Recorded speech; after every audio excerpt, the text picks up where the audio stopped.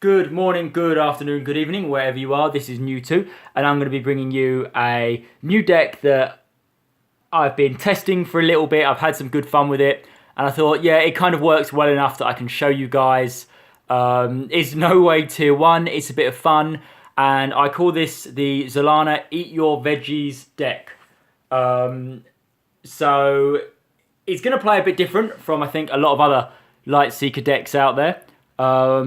And I think the best way really just to talk about this deck is just to go straight into it and just kind of tell you how it works. And I think that's really the best way. So let's look at our hero here. So we've got Zelana Bloodroot, who is a mythic hero. And like all mythic heroes, she is dual order. So we've got Beast, Death, and Superior Soul with 29 health. So that's pretty decent. And she's got an ability where we can draw one card whenever we remove one or more buffs from another hero. So that's a really cool effect. That's even cooler because of Reckless Spirit. Reckless Spirit is our remove card, but it's not burn, so we can keep fetching that back. So we can really capitalize on Zelana's free draw ability, and that turns nature's so buff removal into actually something that's pretty good when combined with a few other cards like Root Singer. And so yeah, she's really cool, and I wanted to do a video with her just to try and complete my kind of ongoing quest of doing one video for every mythic hero released so far. So if you catch them, I've got a General Carnage Mill, I've got a Tuck 2 buff deck, we've got a Blacktail aggro deck, and now we've got this Zelana doomdraw deck. The idea is to feed your opponent loads of cards and then punish them for having a big fat hand. And so let's have a look at the cards, and we're going to talk about how we're going to do that. So our first attacks in the top left there are 3 Reckless Spirits. Reckless Spirits are really cool. I've just spoken about them. 3 damage, remove 1 buff, and that triggers Zelana's ability, so we can draw a card, and it's not burned, so we can get it back. Next, Mantix Raider. So Mantix Raider is really cool, and this lets us deal damage to the total number of cards of a category shown in the recipient's hand. So that means if they've got a nice big hand, we can say attack. They're going to reveal 5, 6 attack cards, plus 3. We can hit them with 9 damage, let's just say. So it's really cool, and it's a really great card, a really good key component to use in this deck if you want to punish your opponent for having a big hand. And those are the only attack cards we run. And so let's have a look at the defense. We've got a key card in the deck, which is the soul card Ashwood Deva, or Ashwood Deva. So Ashwood Deva here, we draw 3 cards, your opponent draws 2 cards. So, I mean, that's good for us because that allows us to recharge our hand fairly quickly. And normally you wouldn't play it because why would you want to give your opponent such a massive advantage as 2 cards? You'd never want to do that. Except in this deck where we can punish our opponent for having those cards. So we run 3, of course. Next, we run the 3 Root Singer. Now, Root Singer, just below Ashwood Deva there, is a really cool card because it allows us to move 1 discarded action card from your discard pile to your hand. But if we have more buffs than our opponent out, we can increase that by 1. So that means potentially we can get 2 cards back from our discard that aren't burned. So that means we can get our Old Oak backs. That means we can get our Kreebal Infiltrators, our Infected Veg, our Mantix Raiders. So Root Singer can potentially be nearly any card in the deck. So that's really cool. Yeah, why wouldn't you run 3? Who knows? Next, Old Oak. Old Oak allows us to restart 2 of our action buffs. So really here, we've only got a few action buffs that we really want to restart, and that is Stalking Cipid, Infected Veg, and of course Spectral Web. So this is not a new combo in any way. Old Oak and Spectral Web go hand in hand from the very first beginnings of Lightseekers, but it's such a good combination, and of course it works so well. You have to run 2. Don't run 3 because we can just Root Singer back an Old Oak if we wanted to. So we don't need to fill our hand with all these with a buff reset card. Next, we got 3 Soul Thief. So Soul Thief's a really cool card. It's our first death card in the deck. And we got 4 healing and then 2 damage to your target. So that's really nifty. Because it just deals a little bit of damage over time. You're not going to deal loads of damage all at once. We're going to grind our opponent down. So they're either going to have a big hand and we can punish them for it, or they're going to do the opposite. Now they're going to try and throw cards away and they're going to make less than optimal decisions just to get cards out of their hand, and we're going to capitalize on that as well. Soul Thief there, we do a little bit of chip damage, we heal for 4, that's pretty decent. And I think it also carries on the thing with Reckless Spirit as well, because Reckless Spirit removes the buff and deals damage, so it kind of does a little bit of damage besides what its main thing is. Same like Soul Thief, its main thing is to heal you, but we can do a little bit of damage too. So I like Soul Thief, we run 3. Next up, let's have a look at the buff. So this is where all the action is happening. We run 3 Kreebal Infiltrators. So if you're not eating your veggies, this guy's going to narc you. This guy's going to grass you up. Basically, what he does is we can deal 2 damage to your target at the start of our turn if they have more than 5 cards in their hand. So that's really cool. That's constant threat. Now this doesn't rotate out, it just permanently sits there. And of course with Spectral Web, we're hoping your opponent will not be able to remove those cards. So potentially we're going to have at least 2, possibly 4 damage on board all the time. We love that. Next up, the kind of main card in the deck, this is what the deck's named after, the Eat Your Veggies deck. It is Infected Veg. So Infected Veg is a XX, then activate corner buff, so 3 corner buff, and we can deal damage to our target equal to the number of cards in their hand. So that's really cool, and that's what the whole deck's about. I just feel like this card, it hasn't seen any play at all in any kind of tournament atmosphere, but why not throw a deck together and let's see what we can do with it. So Infected Veg there, love it. And hopefully we can hit them for big numbers. We can hit them for the 7s and the 8s. Now we know we got the Granite meta at the moment, and then we got the Sun Hunter Tuck 2 as well. So they're all building big hands. There's a lot of Ancient Miners kicking about. We are going to punish those Ancient Miners with our Veggies. Next, Spectral Web. You should know what it does by now for all those new players out there. Spectral Web, it's a burn card, so that means we can't get it back. But we won't have to get it back because we want to keep it in play all the time with Old Oak, just resetting it. Our buffs cannot be removed or returned. So how cool is that? That means when we play down Infected Veg, if we got the Spectral Web out, your opponent is not going to be able to get rid of it. So they're going to have to take that damage, whatever that damage is going to be.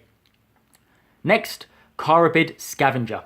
So Carabid Scavenger is a cool card. It's another bit of healing. We do need healing because we don't run any damage reduction in this deck. It's got an extra little core ability here. So instead of discarding cards, discarding defend cards, we can store them under that card. And then as an ability, we don't have a lot of abilities in the deck. We can heal for 5 and then move one of those stored cards to our hands. So those stored defend cards there, again, that's our Old Oaks, that's our Ashwood Devas. Until the Erita, it probably would have been the Root Singers, but not anymore. I don't think you can store burn cards, undercards anymore with the new Erita out, so we'll forget about that. But it's still really cool. We can just get our, basically really it's for our Ashwood Devas, right? We just want to keep feeding our opponent cards, get them a really big hand, and that's it. Next, our final buff and our final action cards is the Stalking Cipid. So Stalking Cipid's a really cool card, clunky corners, and we heal, so we heal for 3/3/3. Whenever an opponent draws a total of 2 or more cards in one turn. So that's really nifty. That's really going to put the work in with Dolo. That's a free heal for us if we hit them with Ashwood Deva. So I think that's a really cool card. And since this deck is all about giving your opponent cards and punishing hand size, there's no way that Stalking Cipid is not going to make the list. And of course it's death as well, and extra healing, which we definitely need. Because if you're going to be feeding your opponent a lot of cards, you're going to expect that they're going to be hitting you with a lot of stuff too. So let's have a look at our combos. Now, if you've been following my videos, you'll know that my relationship with Mythic cards and their combo choices is so-so. I feel like Mythic Heroes definitely had the weakest of all the combo options. And I really feel like hopefully Kindred will address this, because we have to make a lot of decisions I think that don't really gel with the rest of the decks. I think General Carnage is a big one for that, and Tusk Rage as well. But we won't go into that. We're just going to have a look at what we can hit straight away. So let's have a look at our dual order one first, which is Corrupt Wildlife right at the bottom.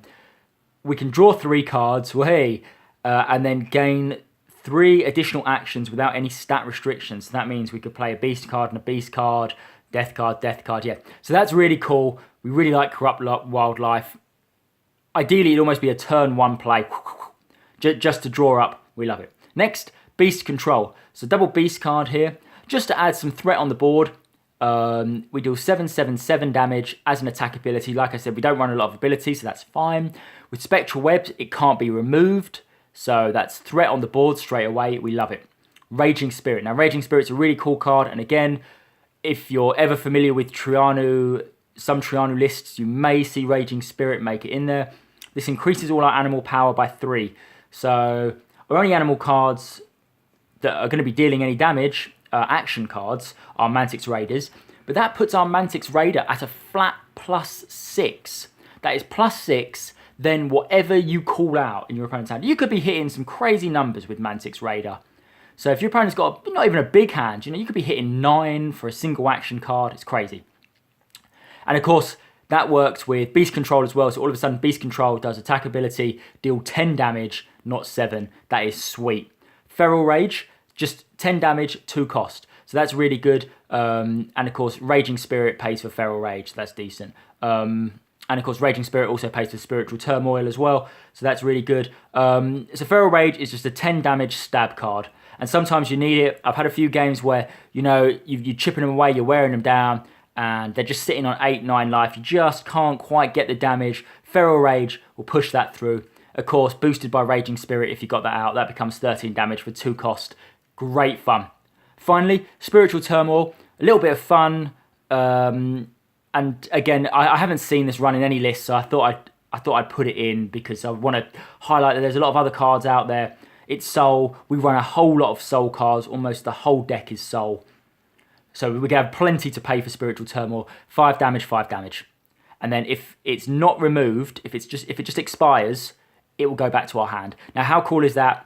Because the chances are that it won't be removed because we'll have our Spectral Webs in play. So we can just keep Spectral Turmoil just ongoing, and just chipping away at them. 5 damage here, 2 damage, maybe 4 damage with Kreebal Infiltrators going on. Just feeding their hand, little bit. Big hit with Mantix Raider. Big hit with Infected Veg to finish it off. And that is the deck. So, yeah, I hope you like it. Just a variation on the Infected Veg deck. I have seen people play this with Zuna, and you just run a Zuna Soul deck. So you just scrap all the death cards away. You scrap the Mantix Raider. You replace the Mantix Raider with Loopers instead, so you can deal 6 damage and force your opponent to draw a card. That's a really cool variant as well. I love that. I've also used this deck and ran Time in it as well. So I dropped the Spectral Webs, dropped the Old Oaks, reduced the Root Singers and things like that, and the Carabid Scavengers and the Stalking Cipids, and just replace them with some time cards like Warden of Time, Looper, Warp Toad, because Warp Toad you can bounce cards back to your opponent's hands, so they got a bigger hand to hit them with something else. So yeah, there's loads of options for this yet. Now, I don't think the deck is quite there yet. I think that there's some really cool cards coming out in the next set that will make this deck even better, and this variant definitely with Zelana. So keep an eye out, but I just wanted to keep putting content out for you guys. I hope you enjoy it. Play it. Tell me what you think. I've had a few really good games with this, really fun games. So I hope you enjoy it as much as I have. And of course, just before I go, I'd just like to remind you that if you're looking for anything Lightseekers related, please go to heroicstarfish.com because they've got articles. They're on Instagram, they're on Facebook, and yeah, check them out. I've been U2. Thank you very much.